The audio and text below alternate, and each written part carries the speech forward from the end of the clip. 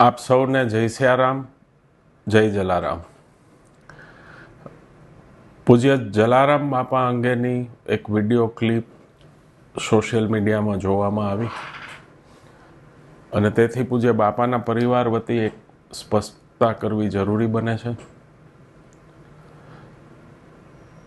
રામ નામ में लीन है देखत सब में राम, ताके पद वंदन करूं जय जय जय जलाराम. પૂજ્ય બાપા રામ ઉપાસક હતા. ભગવાન શ્રી રામ બાપાના ઈષ્ટ હતા અને સદગુરુદેવ પૂજ્ય શ્રી ભોજલરામ બાપા, અમરેલી પાસેનું ફતેપુર ભોજલધામ, પૂજ્ય ભોજલરામ બાપા બાપાના ગુરુ હતા. પૂજ્ય બાપાએ ફક્ત અને ફક્ત પૂજ્ય શ્રી ભોજલરામ બાપાની પ્રેરણા અને આશીર્વાદથી આજથી 205 વર્ષ પહેલાં સદાવ્રત અન્નક્ષેત્રની શરૂઆત વીરપુરમાં કરી.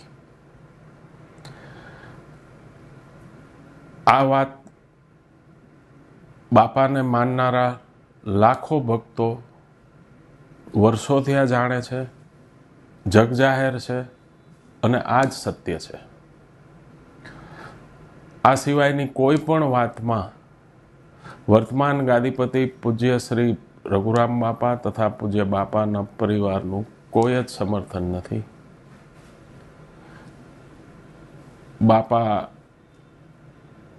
નિરંતર રામનું રટણ કરતા, ભૂખ્યાને ભોજન આપતા અને લોકોની સેવા કરતા.